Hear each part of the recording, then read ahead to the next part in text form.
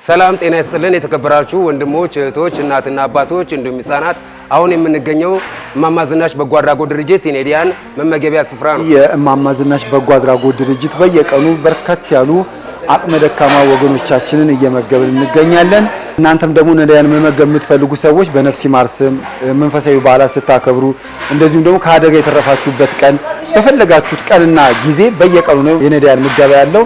መታችሁ መመገብ ትችላላችሁ። እናንተም ተሳተፉ ዘንድ በተለይ ደግሞ በአካል መታችሁ ደግሞ ብትጎበኙን ብታዩን ደግሞ አብራችሁ ሽንኩርቱን ልጣችሁ ከትፋችሁ ምግቡን ሰርታችሁ እንጀራውን አጣጥፋችሁ በወጥ አርጋችሁ እየሰጣችሁ ብታዩ የበለጠ ብታዩ ብትመጡ ደስ ይለናል። በስልክ ቁጥር በ0961 55 55 56 በ0961 55 55 57 በ0949 46 59 46 ዋትስአፕ፣ ቴሌግራም፣ ቫይበር ላይ እንዲሁም በአካል ከአዲሱ ሚካኤል ገነት ህንፃ ገባ ብሎ ታገኙናላችሁ። ለምታደርጉልን በጎ አድራጎት ስራ እናመሰግናለን።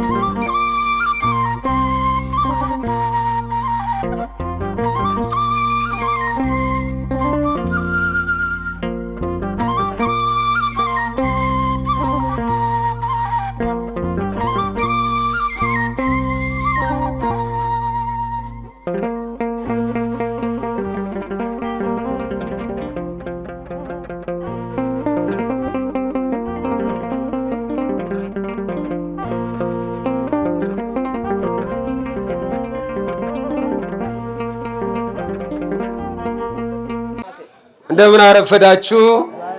አሜን። የእግዚአብሔር ስም የተመሰገነ ይሁን። የዛሬ ምገባ ቀሲስ በለጠው አባ ሀብተ ሚካኤል በረከታቸው ይደርብን። ልጆቻቸውን እመቤቴ ማርያም በዕድሜ በጤና ትጠብቅልን፣ ቅዱስ ሚካኤል ይጠብቅልን። እጅግ አድርገን እናመሰግናለን።